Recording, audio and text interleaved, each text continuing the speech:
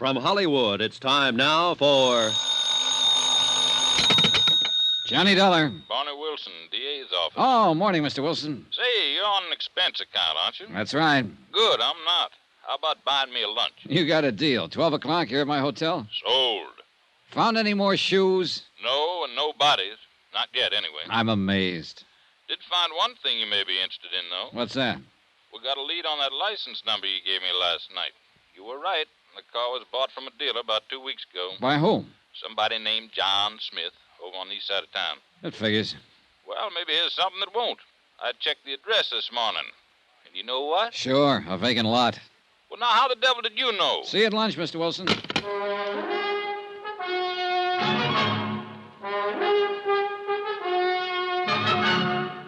Tonight and every weekday night, Bob Bailey in the transcribed adventures of the man with the action-packed expense account, America's fabulous freelance insurance investigator. Yours truly, Johnny Dollar.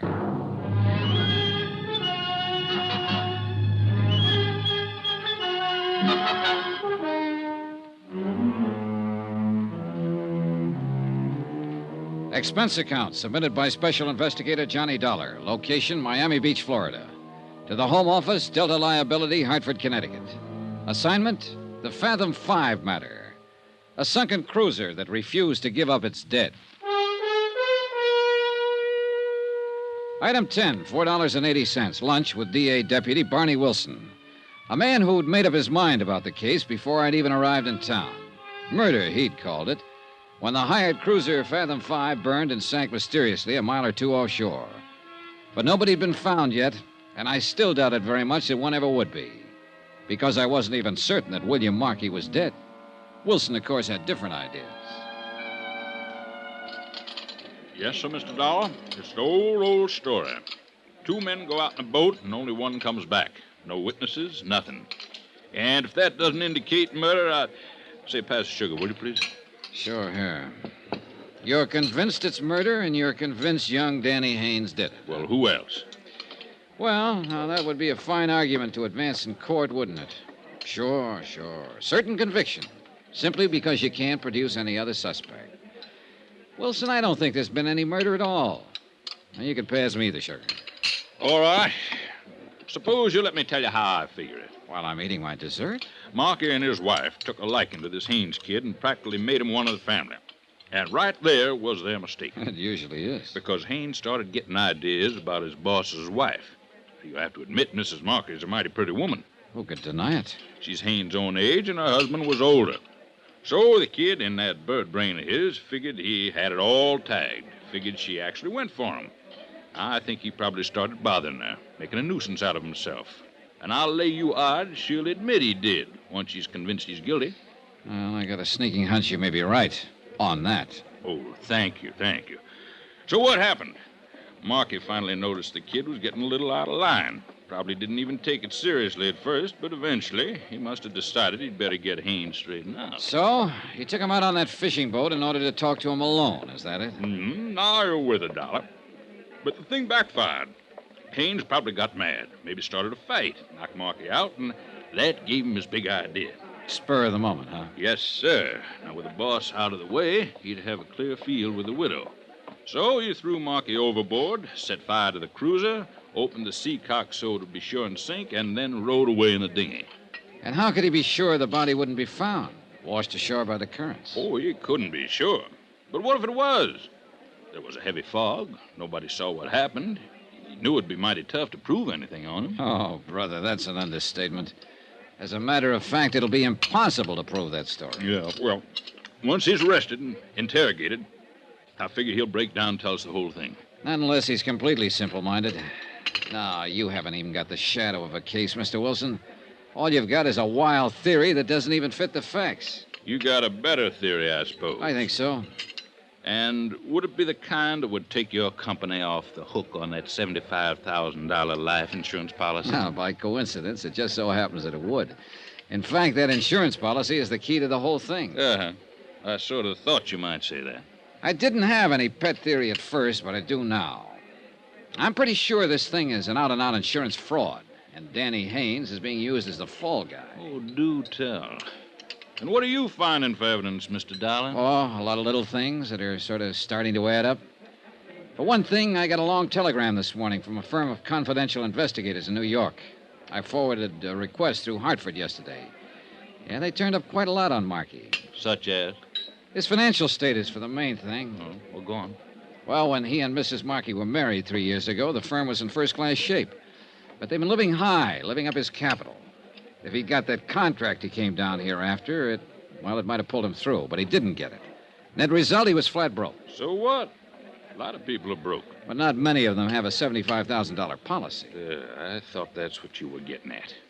What I am getting at is what I think happened. And I think Danny Haynes is telling the truth. I think Markey did send him off alone in that dinghy.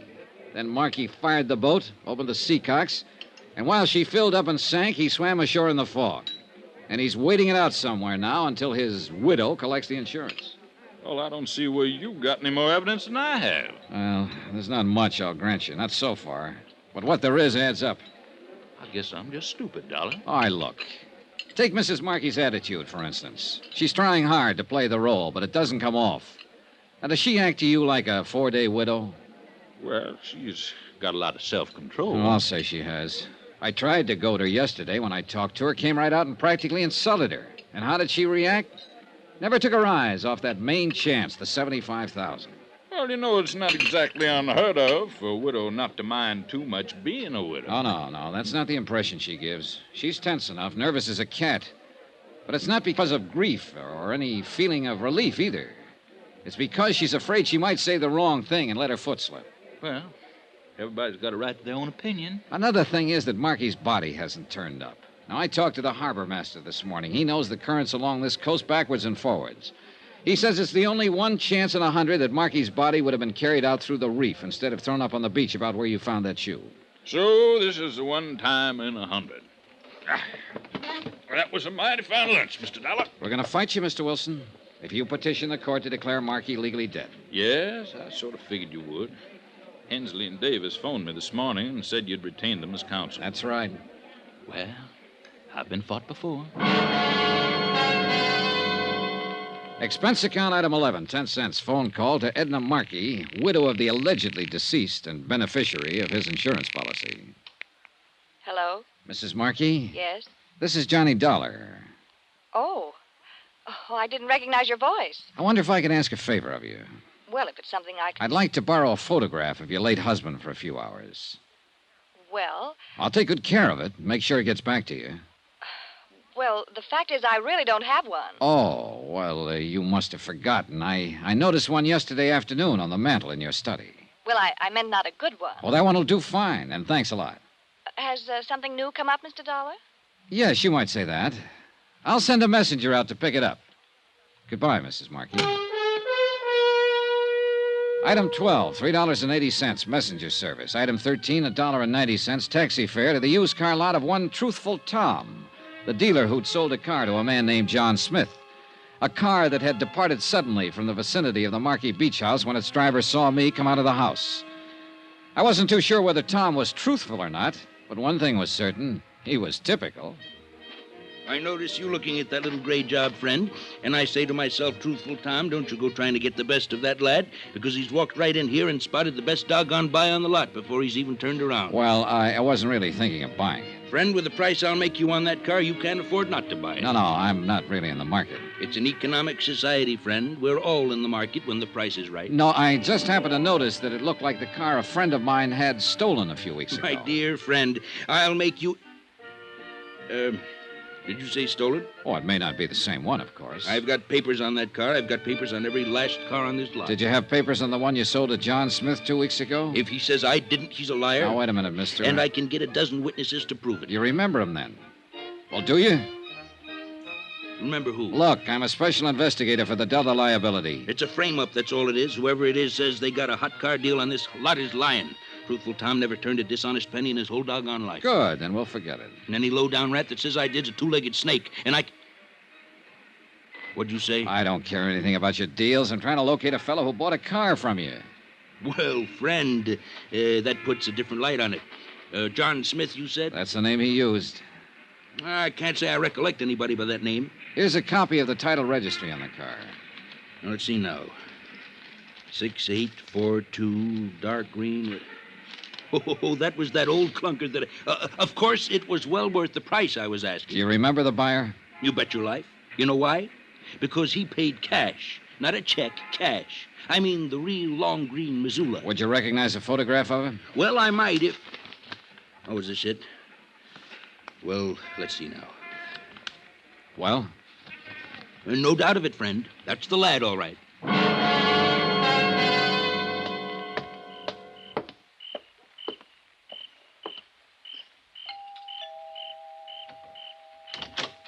Good evening, Mrs. Markey. Mr. Dollar. I brought back the photograph of your husband. Oh, there wasn't that much hurry about it.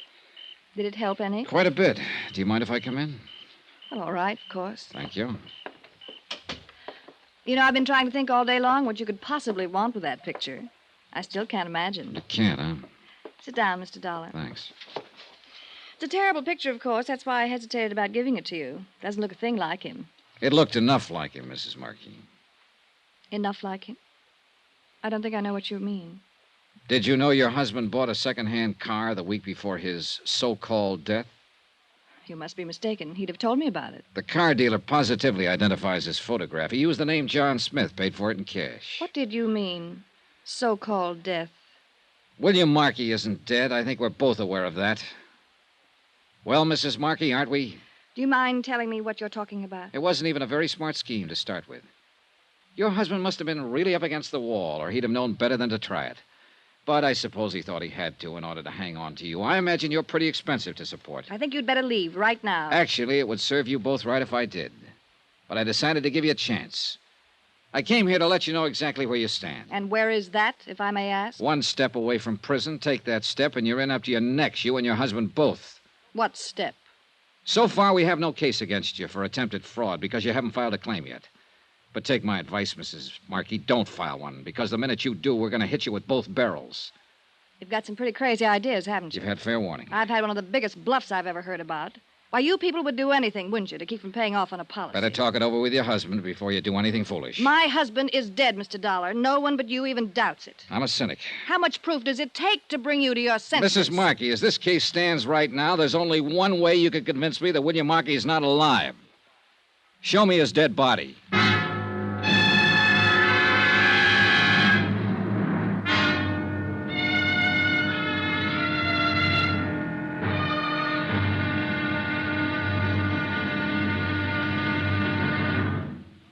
Now, here's our star to tell you about tomorrow's intriguing episode of this week's story. Tomorrow, a crazy kid in love, a right decision by a court, and then the whole case smashes wide open.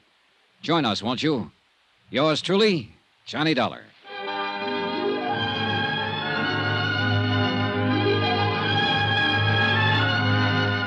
Yours truly, Johnny Dollar, starring Bob Bailey, is transcribed in Hollywood. Written by Les Crutchfield. It is produced and directed by Jack Johnstone. Be sure to join us tomorrow night, same time and station, for the next exciting episode of Yours truly, Johnny Dollar. Roy Rowan speaking.